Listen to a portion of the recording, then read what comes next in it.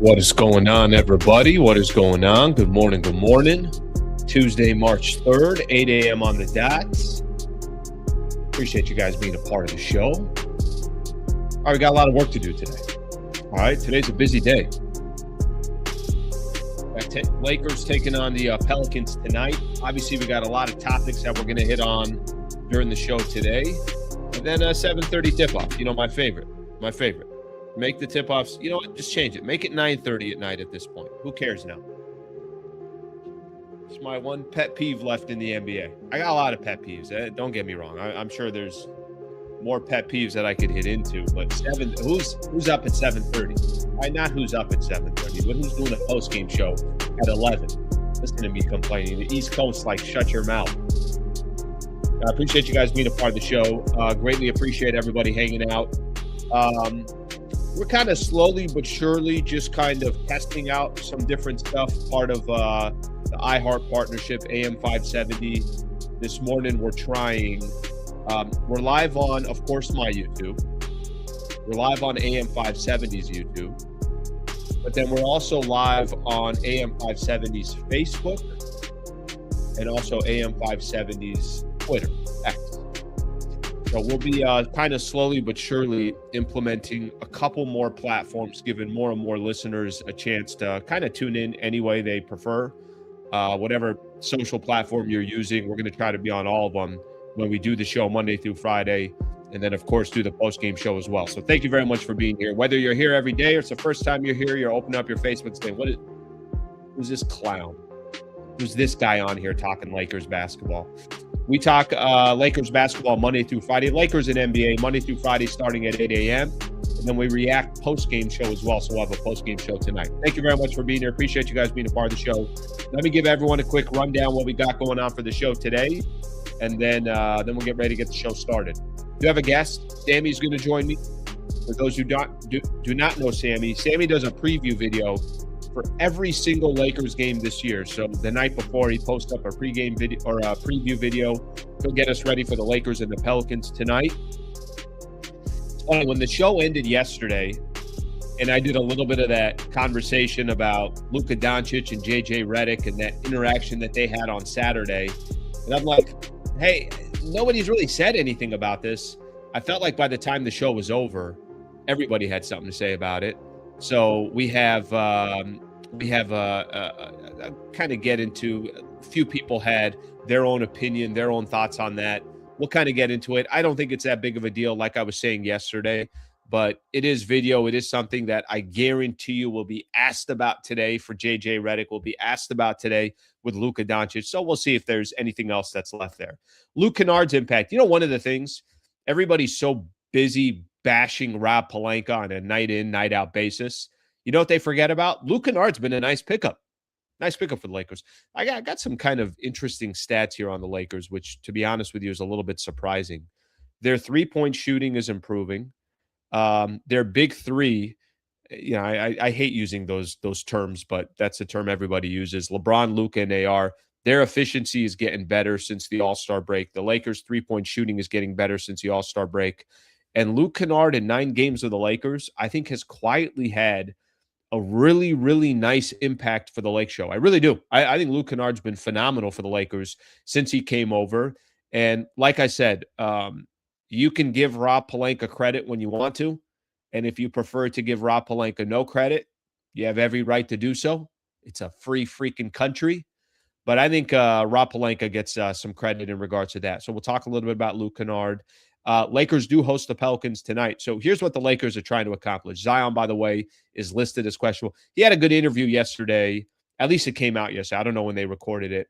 Him and Malika Andrews from ESPN. And he hit on a lot of different things, kind of his own life personally and at least his perception around the NBA and everything else. He's listed as questionable. I hope Zion could go today. Zion went through a stretch where before he missed this last game, they played the Clippers. Before he missed this last game against the Clippers, he had gone through a stretch where he had played 35 straight games before that, the longest streak of his career. So we'll see if Zion gets a chance to play tonight. We'll talk a little bit about that game against the Pelicans, kind of just the impact of this game coming up. It's a chance to go 3 in a row before your schedule starts getting a little bit tougher and before you start having some real competition starting on Thursday at Denver when the Lakers are in Denver taking on the Nuggets. So should be a fun game to watch. Herb Jones, Trey Murphy III, two players that have been tied with the Lakers. By the way, if you don't get them in a trade, which the Lakers obviously didn't get them at the deadline, those players are locked up for a while. So don't expect to be seeing those players back. I know from a Pelicans perspective, DeJounte Murray is back. So the team's going to be a lot better than their actual record, which is 19 wins, and we'll see if Zion ends up playing. 22 games remaining for the Lakers. So we're kind of reaching that stage of the season where now you're starting to look at the standings every single night. Strength of schedule. You guys remember that. Strength of schedule is something that feels like you hit a certain time of the year and then everybody's now saying, all right, well, how hard of a schedule do you have left? What are the teams that are in front of you? How much harder, how much more difficult of a schedule do they have as everybody's kind of jockeying for position? So I know 3 through 7 right now in the West are separated by 4 games. So that's where we are in regards to that. And then the last thing I'll do is I'll do some NBA news. Giannis returned yesterday. Milwaukee, I'm sure, very excited about it. And then they lost by 27 against Boston. So Giannis comes back. Everyone's feeling good in Milwaukee that he's back. And then Boston's like, cool. Well, why don't we just blow you out by 27 without Jaylen Brown? My God, the Boston Celtics, they're playing some good ball. And I just thought that was kind of interesting. It's like Giannis comes back, they get excited about it. And then next thing you know, they're down. They lose 108 to 81. So get a couple stories in the NBA and then go from there.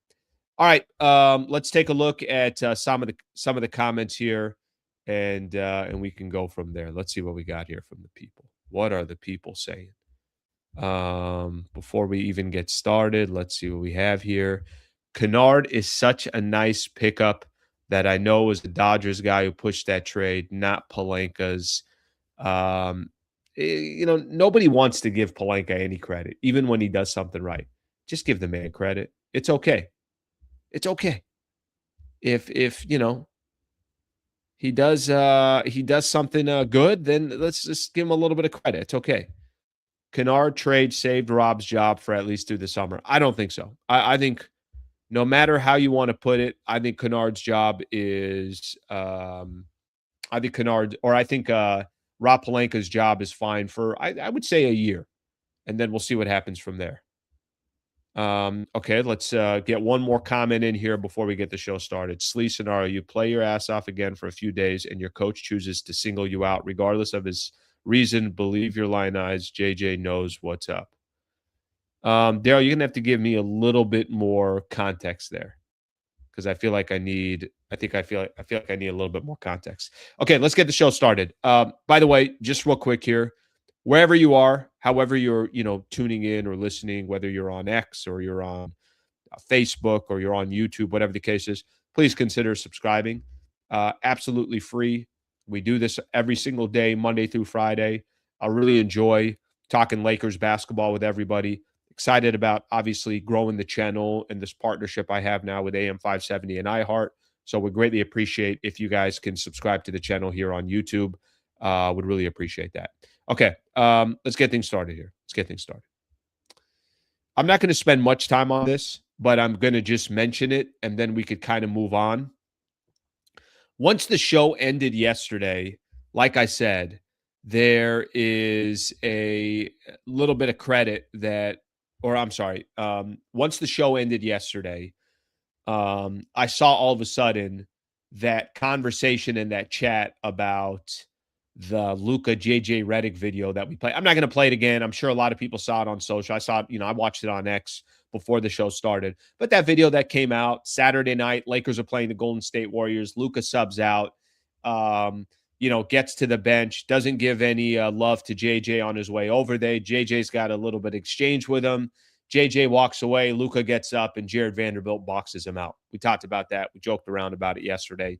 It started kind of making its rounds, and then a lot of people started giving their thoughts and their opinion. Hey, does JJ have a problem with Luka? Does Luka have a problem with JJ? Listen, I don't think it was a big deal, but it's not nothing. And I think tonight, Lakers are going to play the Pelicans. It's going to get brought up. Probably get brought up in the pregame show. I'm sure one of these reporters, these beat writers that covers the Lakers, will ask, "Hey, this video surfaced and it was out for a couple of days. Can you give us some context to it?" I'm sure after the game, Luka's going to be asked about it. And I'm sure both answers are going to be well prepared. And they're going to say something to the effect of, "Yeah, you know what? In the heat of the battle, this is what happens. We love each other. Everything is great. We sang kumbaya in the locker room, and everybody's going to kind of leave it alone." I thought there was two kind of interesting, completely polar opposite opinions on this. Former NBA player Charlie Villanueva. Again, we're not talking about a Hall of Famer here, but the man was in the NBA for a while. Let's give him his credit. He had an opinion on it. And then Rich Paul doing his Game Over podcast with Max Kellerman, he had an opinion on it. Let me just kind of read the difference between both of these comments and both of their thoughts on it, and then we can go from there. Eric, if you want to play it and if you could find it, you could kind of play with no audio. You could play that video in the background while I'm explaining both. Again, I don't think it was anything crazy, but I think it's, obviously something. But let me just kind of give you guys an idea. So Charlie Villanueva, he says this during that Luka JJ exchange. He said it on the To the Baja podcast. So he's doing it with, I know, another former NBA player in Raymond Felton. He says, "That's what they say with Luka. The emotions get the best of him, always crying to the refs. But it's a bad look when you're doing it to your coach trying to talk to you, whether coach is right, wrong, or whatever it is. You got to remember there's effing 20,000 people. They got mother effing cameras everywhere. You have to be mindful of that ish. So if he took you out or you don't like something, address him at halftime, address him after the game, address him the next day or whatever it is." So Charlie Villanueva is basically saying, look, if you're going to address this, don't address it in front of everybody.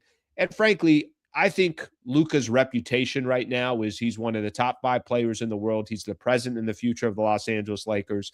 But there's also a little piece of the Luka part. It's like, Jesus, Lord, is this guy, can he complain anymore? Right? Not necessarily to the team or anything like that, but a lot of his complaining is obviously done with referees and things along those lines. I don't think that's the best leadership style. So you got Charlie Villanueva not liking it at all and basically saying, yeah, this is a poor representation. You're doing your coach dirty. Then you got Rich Paul, who on the Game Over podcast says this: "That leads to a healthy relationship. That means there's a profound respect for the player and should be a profound respect for the coach. It ultimately leads to a healthy relationship. When things happen in such a media robust environment, we're looking for the drama of it all. The reality of it is these guys are getting paid a lot of money to do a high level job. The fact that they care, that the care is shown, passion, competitive nature shown, I think it's healthy." All right, we could stop playing the video, but that gives you kind of an idea of two polar opposite angles in regards to this. You know what I think, and it's a little bit of what I mentioned yesterday, and then I want to start talking about the basketball side of things. This is what I think. I think that Charlie Villanueva has some fair points to say. Don't do it in front of everybody. I think Rich Paul had some fair points of like, no, actually, I think this actually could be a good thing, and it kind of shows the strength of the both of these individuals, their relationship, and everything else. I'm probably in the middle of both of those. I don't think the world's going to end, and I don't think it was the greatest look in the world. And because of that video, it shows just how strong and healthy their relationship is. Probably somewhere in the middle. Hopefully, this thing is kind of put to bed by the time we get here tomorrow. But I do think it's going to get brought up today because it will be the first game where JJ is going to be asked about it, Luka will be asked about it, and everybody kind of moves on from there. World ain't going to end, but that thing started kind of getting a little bit of legs. I saw yesterday, right after our show ended, everybody kind of had an opinion on it. Vando with a solid screen. One of the best box outs that I ever seen. I think we talked a little bit about this yesterday. I'll mention it again. Can you imagine if DeAndre Ayton was sitting where Vando was? Luka's getting right over to JJ Redick, right? Just because DeAndre Ayton doesn't typically box out. The ball's got to come to him. Can you imagine if Rui Hachimura was exactly where Vando was? I mean, you want to talk about a clear path to your head coach. He's getting to the head coach. It's a good thing Vando was there. Good thing Vando was there. All right, let's see what else we have here. JJ was about to cut JJ down if it wasn't for, or Luka was about to cut JJ down if it wasn't for Vando. It's definitely not nothing. Am I downplaying it? Maybe I'm the one that's trying to downplay it here. All right, let's see what we got here. Somebody's asking a question about a viewing party. Yes, and I'll pump it more the closer we get. I'm finalizing some stuff with Harris Resort, which is in North San Diego. April 2nd, Lakers at the Thunder. So just to answer your question here, but we'll get a lot more details into that. Let's see here. Rich Paul is full of you know what, talking both sides. Can I tell you something kind of funny? My first reaction when I heard Rich Paul's comments, listen, right now, the thing I remember most about Rich Paul this season is when he traded Austin Reeves in the middle of the year before the trade deadline for Jaren Jackson Jr. and then was like, nothing to see here, guys. Nothing to see here. Nothing happened here. I mean, it kind of shook the whole industry for about a solid couple days and then nothing to see here. And when I saw his comment yesterday, which again, I think this was kind of funny to see it, the way I think this is a healthy relationship. I'm like, all right, well, is this guy giving his actual opinion or is he kind of backing away a little bit from some of the comments that he had in the past? I thought that was kind of funny. Okay. A couple things here, and we'll keep the show moving. Again, I didn't want to spend too much time on it, but I just wanted to at least bring it up. Obviously, in regards to, some of the chatter that came from yesterday, I'm not going to make too big of a deal of it. We'll see how they react to it later tonight when they get an opportunity to talk about it in regards to those interviews before the Lakers take on the Pelicans a little bit later tonight. Real quick here, and we're going to bring Sammy on in just a second. I mentioned Harris. Let me mention it again. Harris Resort SoCal. If you're out here in Southern California and you're looking for a staycation, I think I got the perfect place for you. It's in North San Diego, about 1 to 2 hours anywhere you are in Southern California in the Palomar Mountains. Beautiful, beautiful location. We are going to do a watch party from there, a viewing party. That's the idea. Lakers versus the Thunder on April 2nd. But we're getting, obviously we're still about a month away, so I'm not going to promote it too much until we get maybe a couple weeks out. It will actually be the first time that I'm doing a viewing party. So I'm looking forward to that. But let me just say this real quick about Harris. If you're looking to staycation, want to take the family somewhere, maybe just want to go hang out with a couple of buddies, whatever the case is, you and your girl, whatever the scenario is, consider Harris Resort SoCal.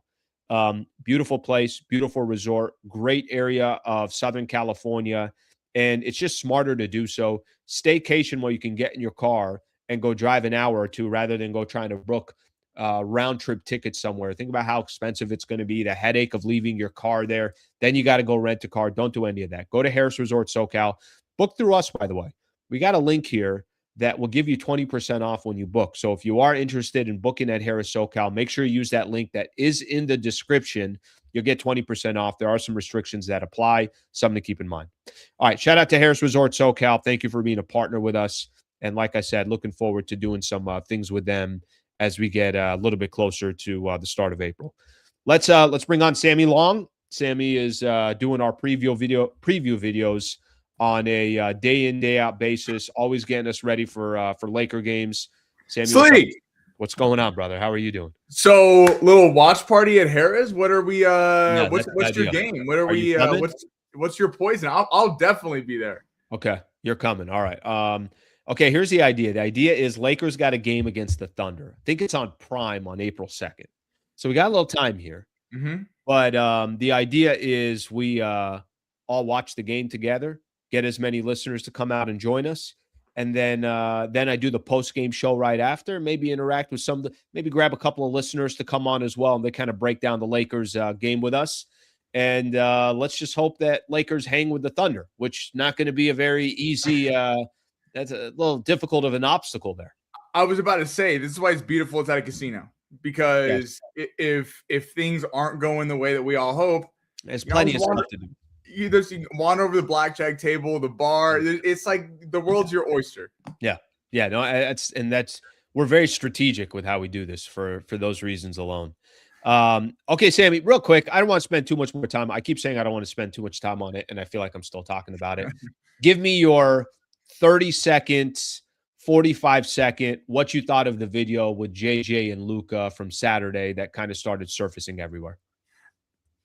Not much. I think it's because it's the Lakers. People are going to react to it, and obviously, anytime a coach and a player get into it, it's something to talk about. But again, we've seen this in other sports. I mean, remember the infamous Richard Sherman interview post the NFC Championship game with Michael Crabtree? I mean, when you're talking about guys like competing at the highest level, of course they're going to get pissed with each other. I mean, people at the rec league get pissed with each other, and these guys are getting crushed in the newspapers, on the radio, on TV every day.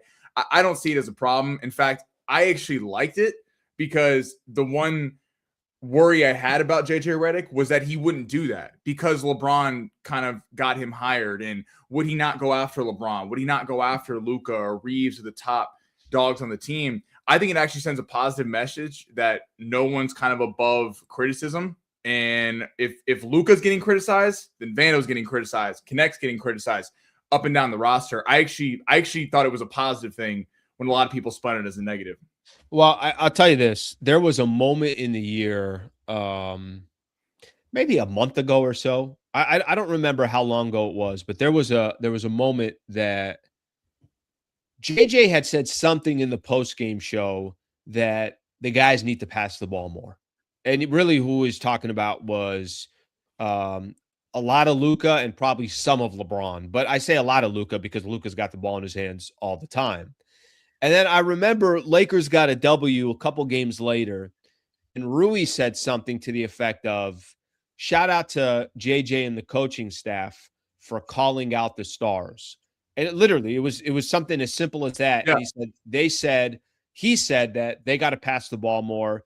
And, you watch today, it was beautiful basketball. So I don't think JJ is afraid to call out some of these superstars. And frankly, it's the only way that you're going to get respect from any of these players is if you're honest. You don't have to go out of your way and just bring up stuff out of nowhere. But if there's certain things that you can bring up that's going to be a benefit to the team, then certainly go make it happen. And if JJ Redick wasn't doing that, then I would be more concerned about JJ.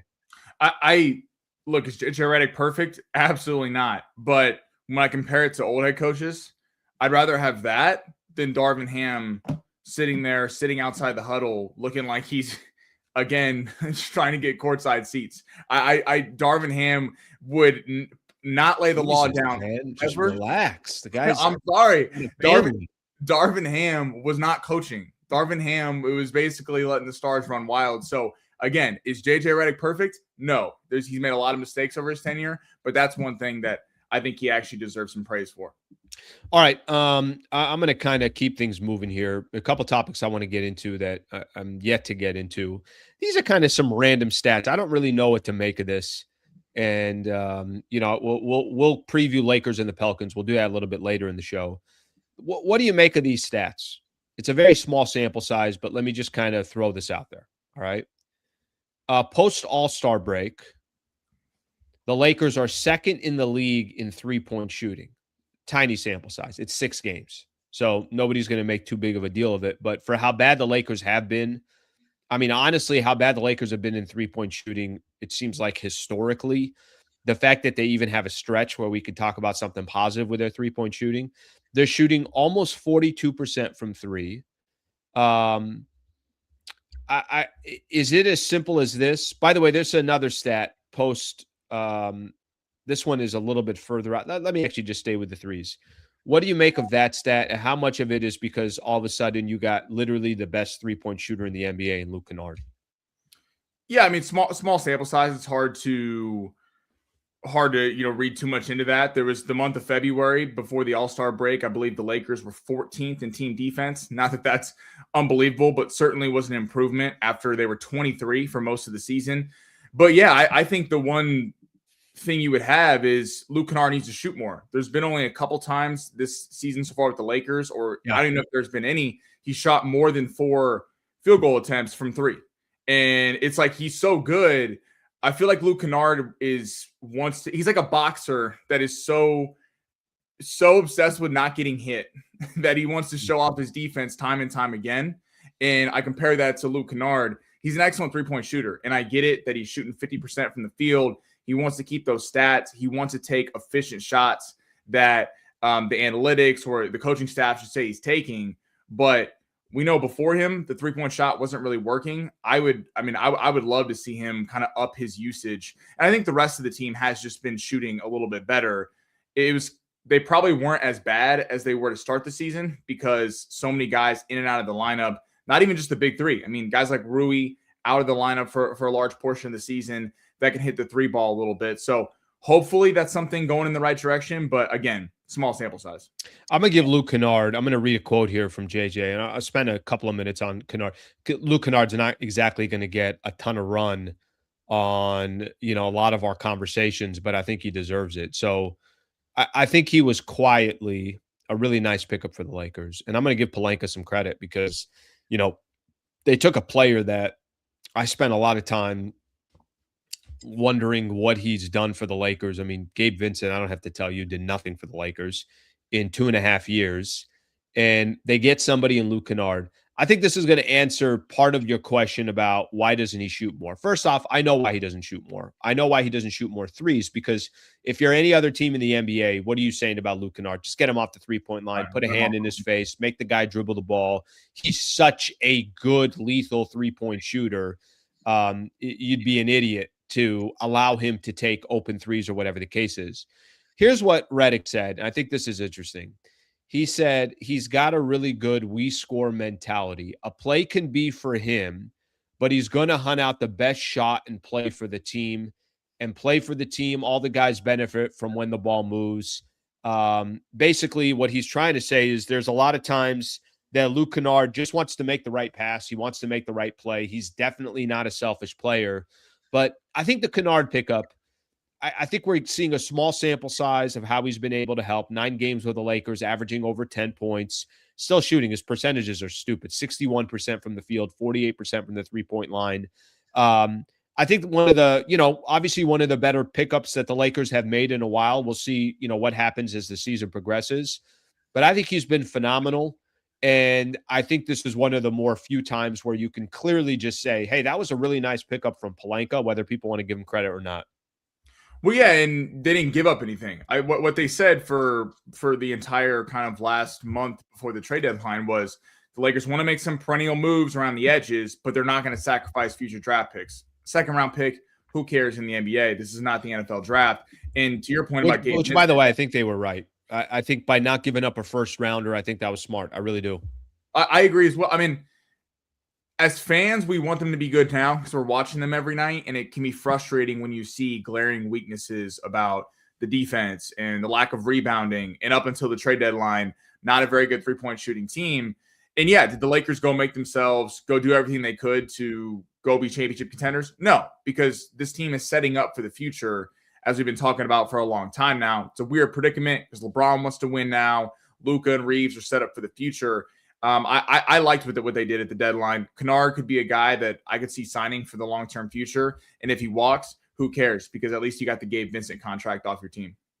And to be honest with you, I think the Vincent stuff that contract was gonna expire anyway, so I don't think it was really gonna matter either way. But I think it gives you a little bit more of an interesting shot the rest of the season. And again, I'm not sitting here with the highest expectations. Let me ask you this question: 22 games left in the year. And, we saw how the Lakers kind of went through this stretch. They started at the All-Star break. It was awful, whether it was the Celtics or whether it was Orlando, and then the terrible loss against the Phoenix Suns that I think had everybody turning their heads against the Lakers. They blow out 2 teams they're supposed to blow out. Tonight will be a game they're obviously expected to win against the Pelicans, which I actually think tonight will be a closer game, probably a lot more competitive. But we'll see. Obviously, Lakers will be expected to win. The Pelicans, by the way, are going to be good in a year or two. That team has a lot of pieces with Fears and Derek Queen, and Yeah. if they get a top draft pick and get one like your Darren Peterson or your Boozer, one of these guys, that team could be a player in the Western Conference in a year or two. Listen to this. Do you remember last year before this? I think DeJounte Murray got injured. I'm trying to think because he's got injured a couple different times. But there was a point before the season started. BI was there, Jose Alvarado. They had some players where you're like, hey, I think there's some real promise for the Pelicans. They can't stay healthy. They had all these injuries, so they obviously were able to go nowhere. Let me put tonight's game to the side for a quick second. Just let's talk big picture for the Lakers. What do you want to see over these last 22 games? I mean, but you could, if you want to explain to me what you think of the Lakers today, and then explain to me how potentially your narrative can change with the Lakers. What are you hoping to see over the next 22 games? We talked about this a little bit on the phone yesterday, and we both came up with this, so I don't want to steal your take. But I want to see them mix things up. There's been so much made of, well, you can't bring Reeves off the bench because if you think he's a max level salary player or part of the franchise going forward, I know a lot of people don't. I do think Reeves could be a part of the franchise going forward. Then you can't bring him off the bench. This big three does not work right now. It's a small sample size, but the only teams it's really worked against were the Warriors, who were missing half their squad. So we can't overreact to them having a great Saturday and Sunday. Let me say this. When you say the big three doesn't work, let's just really break that down. The players don't complement each other, and LeBron's 41. Like right. There are certain pieces that mix together. It's a bad example, but I'm going to give you one. It's like the year that the Bucks won a championship, and it was Giannis, Chris Middleton, and Drew Holiday. Every one of those pieces complemented each other. There was no, and you don't even need to call that a big three. I think the big three that gets so loosely put together. The idea and the concept is just the players don't complement each other. That's just right. The reality of it. And LeBron's 41. Right. It's not even like LeBron's fault. LeBron's being forced to play off ball because Luka needs the ball in his hands. Reeves is best when he has the ball in his hands. And I feel like when they're all starting together, it's more of, okay, it's LeBron's turn, then it's Reeves' turn, then it's Luka's turn, and everyone's just standing around. And when you're playing teams that don't play any defense, it can look really good. When you play the Warriors, when you play the Kings, because they don't have elite level guards, when you play the Thunder, when you play Detroit, New York, Boston, teams that get up after you defensively, that's not going to work. Like, you can't just play iso ball the entire time in the playoffs. I'd like to see over the last 22 games, I'd like to see them mix this thing up. I'd like to see them bring Reeves off the bench, try to have Reeves or Luka at all times bringing the ball up, and LeBron, because his IQ, his basketball IQ is through the roof, is probably the most likely to be able to play off ball. And if we're ever going to get excited about this team heading in the postseason, it's got to be because either Rui or LaRavia or one of these guys kind of steps up and becomes consistent scorers off the bench. Because it's so, when the Lakers look good, one of these guys pops off, but it's like LaRavia will have a good night, then you're like, yeah, he's not gonna, he won't be there for a week or week and a half. There's no one that's just consistent off the bench that you can point to. I know people are gonna be like, what? He's a rookie, and the fact that you're looking to a rookie to save the team. I'd like to see Thiero get more minutes, and not just because he had the dunk the other night right out of the break. People energy guy, young. What do you really have to lose? Sure. Plays defense. I think people forget that right before he got hurt, remember, he was getting some run. Actually, that couple weeks there, he started getting some run. I like to see them just try to mix things up, to your point of, like, it hasn't really been working against elite teams, or it hasn't been working against elite teams. So try to mix up these lineups and see if you can find one that actually works. Yeah, it's interesting. Let's play out the rest of this week for a quick second. So let's say they handle the Pelicans, no problem. Let's say they lose at Denver. Expected, right? I don't think anybody's expecting them. And that's not even because Denver's playing great. It's just the Lakers haven't played well against good teams or teams above 500, plus you're on the road. But I wonder if it went chalk. Let's say they, lost to Denver, beat Indiana, lost to New York. So let's say the rest of the week they go 2-2, and it goes exactly how it's been going with the Lakers, where they're playing about 500 basketball for the last 2 months. They're losing against good teams and beating up on the bad teams. I wonder at what point they say, well, let's try something different, because I guarantee you JJ and the staff are saying to themselves, no, we're not going to play LeBron, Luka, and AR less together. We want those three to play as much as we can together so that by the time you get to the postseason, you feel like they got as much experience and continuity together. But I lean with you, and I think there's a fair share of Laker fans. And this one's interesting because I know you're a big AR fan. Not that you shouldn't be, but I think there's a lot of Laker fans that have the question of like, hey, is this the guy for the future? How much you want to pay him, all that stuff. But for you to be an AR fan and then say, I still think he should come off the bench, that's a little refreshing, if I'm being honest with you, because I think there's a little bit of you're not trying to force it. He's got to prove himself. You got to do this, got to do that. No, just do what's in the best interest of the team. And AR's numbers have dropped since he has come back. I don't think he's been nearly the type of player that he is, but I think the ball's also not in his hands. I think that if he's not the aggressive AR that he was earlier in the season, it doesn't benefit the Lakers. Yeah, and to the other like part of that, everyone looks at Reeves. This lineup of the big three and then Ayton and Rui is just all offense. And just theoretically, there's only one ball. So Luka's getting the first look, then LeBron, then Reeves. He's the third option. Then Ayton's going to get looks over Rui because they're going to try to run the pick and roll and get Ayton involved. So Rui, and they you could take the Rui piece out because they have Smart in the starting lineup.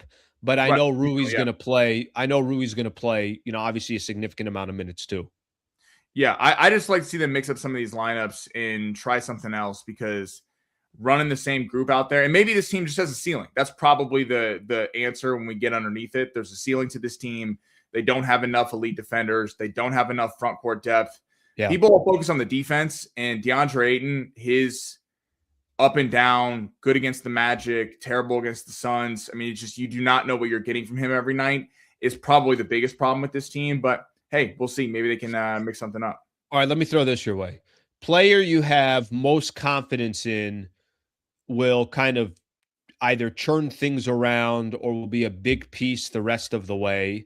And you don't include the, Austin Reeves, Luka, and LeBron. And the player that you have the least confidence in that will be impactful or consistently impactful. So I'm going to cheat. I'm a Thero, like I said earlier, and Vando. I know Redick doesn't like kind of Vando is the odd man out. Okay, but when you say Thero, do you actually think they're going to use him? I hope they do. I think if they don't, that's a massive indictment on the coaching staff because every time the guy is in, he's making stuff happen. And I know people are going to point to it's in garbage time. He was getting some legit minutes there in the weeks before he got hurt and played well at times. So I like to see Thero. I like to see Vando. I don't know why Vando is kind of on the outs, especially for a team that doesn't play excellent defense. I know they've gone to the zone a little bit here, but I mean, a zone's not going to work against San Antonio in the playoffs. they're going to shoot their way out of that zone. Quickly, or they're just going to move the ball and eat up a zone, which is why a zone typically doesn't work in the NBA. So those are, I don't know about the Thero one. I think it would be great if he gets some more opportunities. I would be surprised if he gets a lot of opportunities, but you got nothing to lose in regards to that. Maybe in some of these games where, get him a 5 minutes in the first half, a 7 minutes in the second half. There's 12 minutes right there. But I'd be surprised how much they use him. I hope you're right on that because I don't have a problem with that. How about a player that you have maybe least confidence in will turn things around?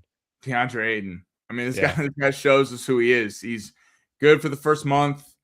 At least if you're the Lakers, he showed you what he is, and he's not a franchise center. Because for the first 6 weeks of the season, I remember having a conversation on the preview videos with you about could this guy be the franchise center going forward because he kind of was playing like it for a minute, and then it's just there's a lack of consistency. There's a reason why the Phoenix didn't want him. There's a reason why Portland didn't want him. When Portland doesn't want you, it's probably told us everything we needed to know off the jump. But again, his lack of consistent play, and especially against teams with elite bigs, elite defensive bigs, is a massive problem. I don't think that gets fixed. What about you? Yeah, not even didn't want him.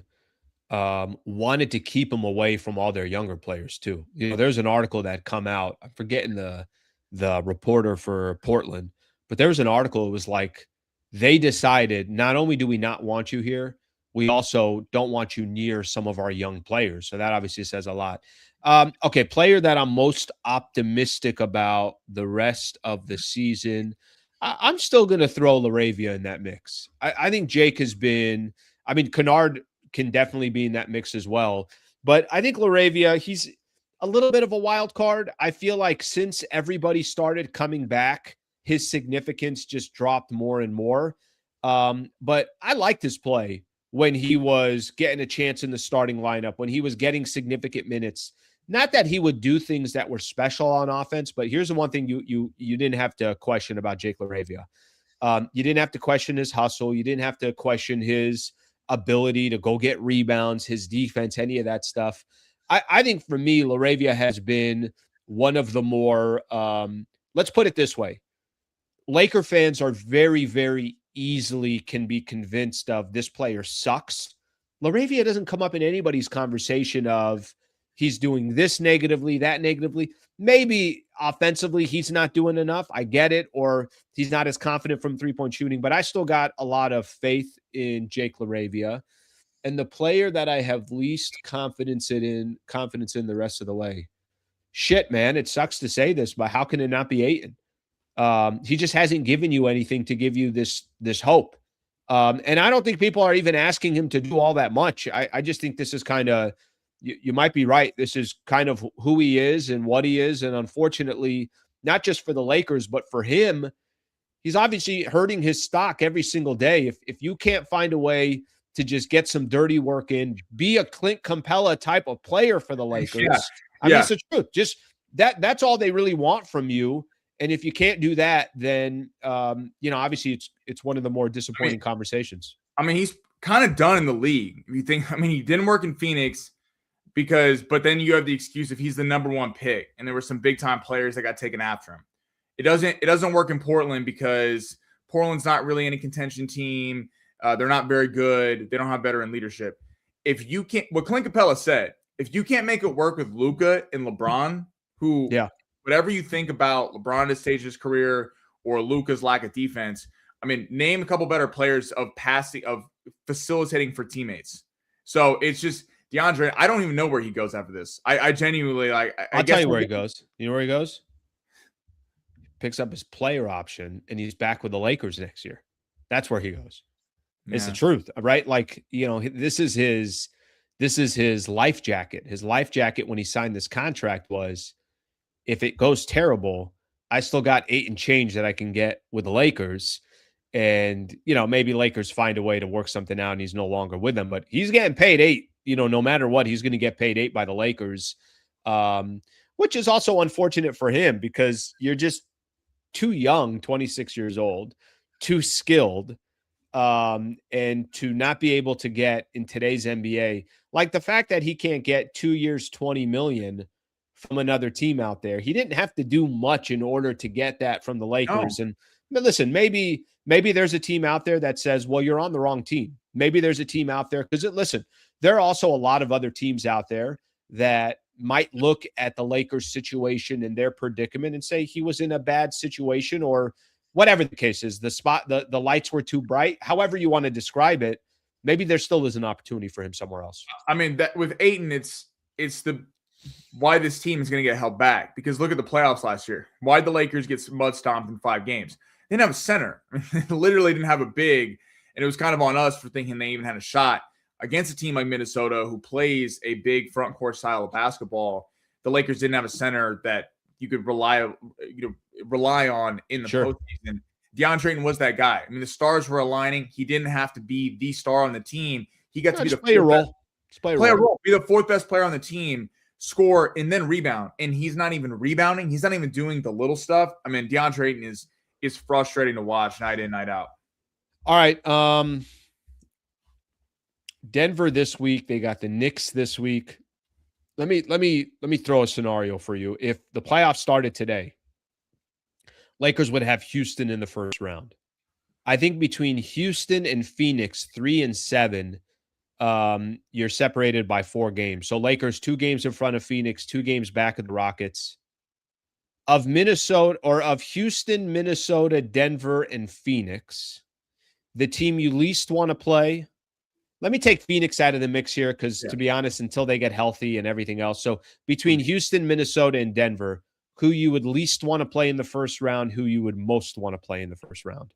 Well, to keep going after DeAndre Ayton, Denver, because who the hell's guarding Jokic? That's unfortunately, I mean, it feels like more of the same. LeBron, probably. Yeah, LeBron. They're going to drop Rui down again like they did in that one series.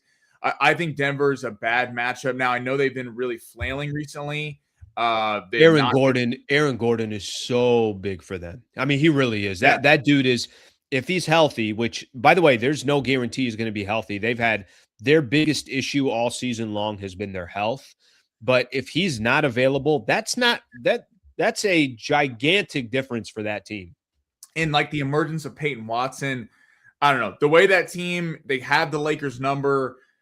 Are they as good as years past? No, but I would not want to play Denver. I think the way they play is not very good. All right, and then I actually would like to play Houston. I know that sounds because they're I'm with you. There's a little something about the Rockets that's disconnected. And what do they not have? Even though they have one of the tallest average starting lineups, I believe they have the tallest starting lineup in the game. They don't have a point guard. Yeah. It's the biggest problem. I don't know why they didn't sign Lonzo. That seemed like the perfect fit for him to go to. Says you something about Lonzo. I mean, what I would say is I don't know why they didn't.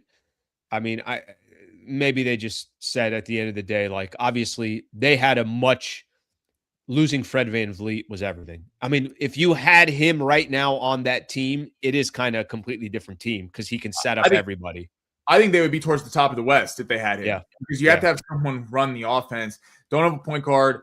Steven Adams out for the year. Right. So you have Şengün's obviously great, but he's not some physical big, kind of in the Jokic mold. I think Houston and the Lakers play a lot alike, and I could see, especially if the Lakers had home court advantage, them getting up in that series. And Minnesota, the Lakers had a shot against Minnesota, but again, it's more the same. They're so physical. They're a team in the brand of the Knicks and the Pistons and the Celtics. And as we've seen all year, the Lakers don't play well against those kind of teams. So it's hard for me to think that the Lakers have went from getting beaten 5 games last year to then winning the series. I think Houston is the one matchup the Lakers actually might be favored in.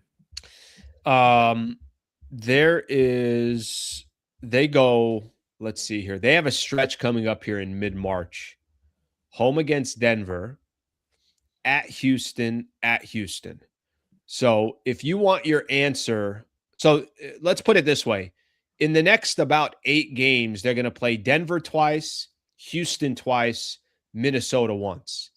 So if you want to kind of determine maybe that home court that you're talking about or who you're going to play in the first round, you might have a much better idea. If you lose to Houston twice, both of those games, I think they lost to them on Christmas as well, then Houston will have a huge advantage over you in the standings, and they'll also have the tiebreaker over you. So, from a home court perspective, I think the Denver thing is interesting as well. They'll get some answers here over the next couple of weeks.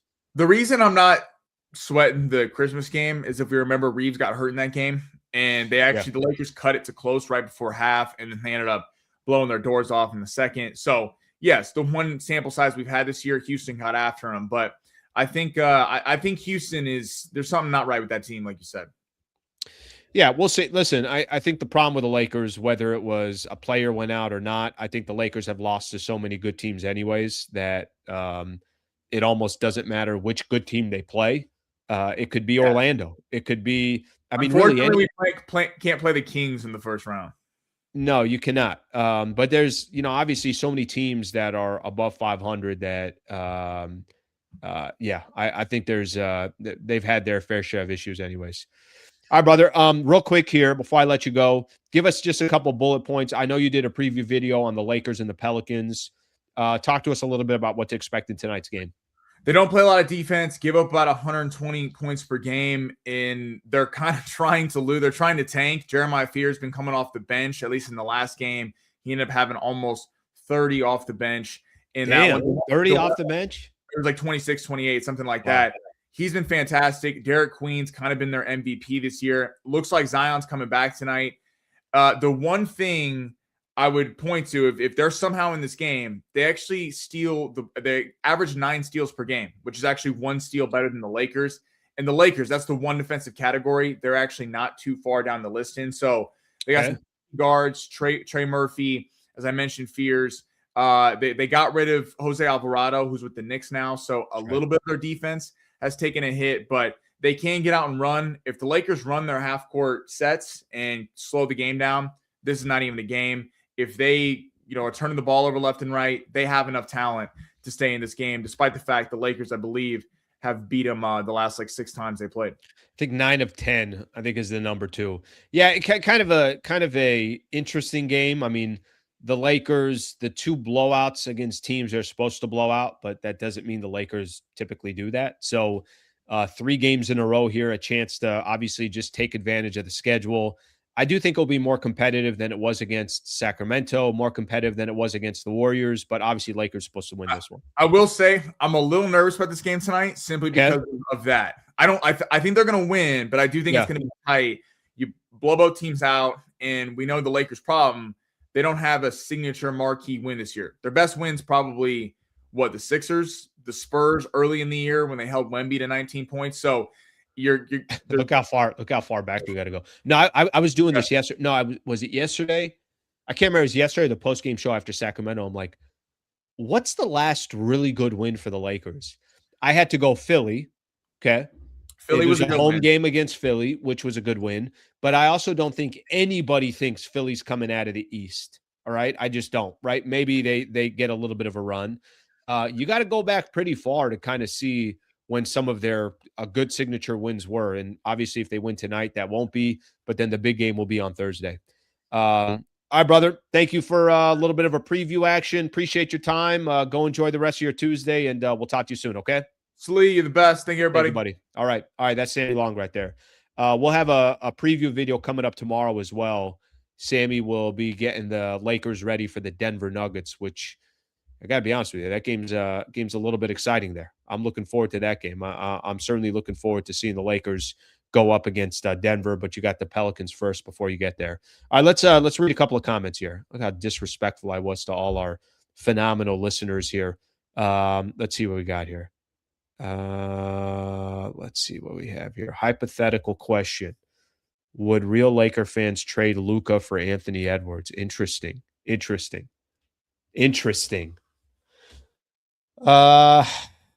I think Anthony Edwards is a freaking beast. I think the dude is a beast. It's worth the conversation. Don't get me wrong here. Now it's not going to happen. So wasn't it, if I'm right here, wasn't part of the conversation, didn't they say that the Dallas Mavericks approached the Timberwolves to try to trade Anthony Edwards for Luka? Wasn't that part of a conversation at one point? I don't know. We'll see what happens here. Let's see, get another one here. 0 chance against the Timberwolves. That's a real complete team. Lakers have no shot against the Wolves. It'll be the same as last year unless DA can stop Gobert. AR doesn't play many minutes because he was cooked. Let's get another one in here. Rockets would destroy us. Listen, I think there's something very, very fair to say. There is not one team the Lakers would play in the first round. Whether that was Houston, whether it was Denver, whether it was Minnesota. Hell, if it was a healthy Phoenix team that got all their players back, made a little bit of a push, and it was a 4-5 matchup, I'm just, making stuff up here, or another team dropped, whatever the case is, every one of those matchups, none of them you'd feel comfortable about getting out of the first round. That's just, obviously the reality of where the Lakers are and their inconsistency through against some of the good teams in the league. Okay. Let's do a couple things here real quick. I want to hit on a couple NBA stories. There's a strength of schedule thing that I want to mention real quick with the Lakers. Let's do all that here. Before we do, give a shout out to Brad Wallace and the Wallace firm. I've said this to you guys before, and I'll make my pitch about the Wallace firm very, very simple. They are injury attorneys who can help anybody in the state of California. We created a URL, wallacewins.com/Sliwa. If you go to that website, get a free consultation. I hope you guys never need an injury attorney. if you're ever in a position or a family member or a friend is, just know that you got somebody in the business that's here to help you. They will guide you. They will point you in the right direction, and they will certainly help you if they can. Either way, start with Brad Wallace and the Wallace firm and let them point you in the right direction. It's probably such an intimidating, daunting situation for anybody that obviously needs an injury attorney. Just go to somebody that you can trust, somebody that's been a big proponent of the channel now for a couple of years, somebody I've known for over 6 years. wallacewins.com/Sliwa. That's the website. Shout out to Brad Wallace and the Wallace firm for being such phenomenal partners. Okay. One of the last things I kind of want to get into here, and then we'll get into NBA news. One of the last things I just want to point out here, this is kind of the point of the season that you start looking at the rest of your schedule, your strength of schedule. Here's where the Lakers are and some of the teams in front of them. Strength of schedule. The Lakers have the 21st hardest schedule or strength of schedule remaining. So that's really good news for the Lakers because we know they've played really good against bad teams, haven't played good against good teams. But from just the standings perspective and a chance to try to get home court in the first round, I think that's positive. You know who's got the toughest schedule in the NBA, the toughest remaining schedule? Denver is number 1. Minnesota is number 3, which is obviously important because those are 2 teams that are currently in front of the Lakers. Houston is 19th. Phoenix is 23rd. So I just wanted to set that up for everybody because as we do look at the Lakers schedule, and they got some great tests that are coming up that I think is going to be important. I think it's going to be phenomenal to see how the Lakers do against Denver, how they do against New York, how they do it when they're back on the road against the Orlando Magic. They got Houston a couple times. They got Minnesota next week. This is what it's going to be all about. I think, ultimately we're going to eventually watch the Lakers. I don't really care how they do against teams like the Pelicans or the Kings or the Warriors, who some of these teams are beat up or they're tanking. I want to see how they do against the good squad. So the 21st hardest schedule left, but they do have some matchups that I think will be fascinating to watch the rest of the way and see what the Lakers are able to do against these good teams. I talked about it yesterday, and I'll go back to it. I'll say it again. The only way the Lakers change the narrative is you start beating teams that matter. That's it. There's no other, everything else that we talk about is kind of irrelevant.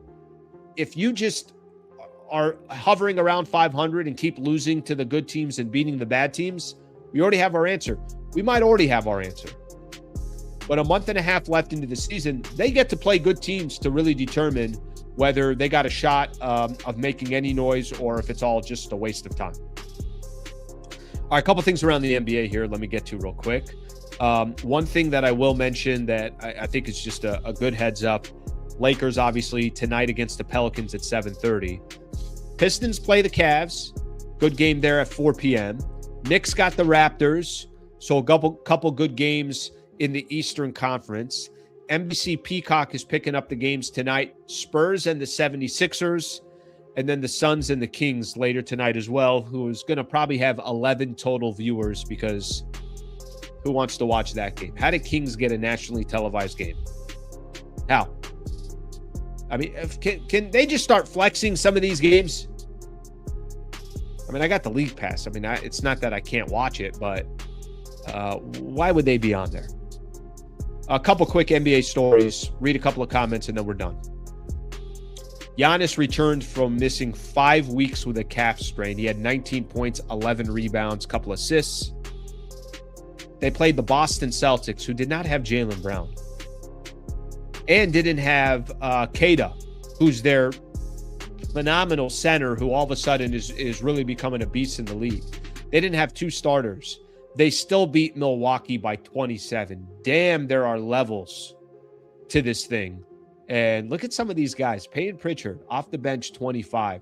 Hugo Gonzalez had 18 points and 16 rebounds. Can the Lakers find a couple guys like that? Houston and Denver both won yesterday, kind of trash teams. Denver beat Utah 128-105. Houston beat the Wizards 123-118. Last NBA story I'm going to get into. Trae Young ejected for arguing a no call in the Wizards' loss to the Rockets on Monday. He wasn't even playing.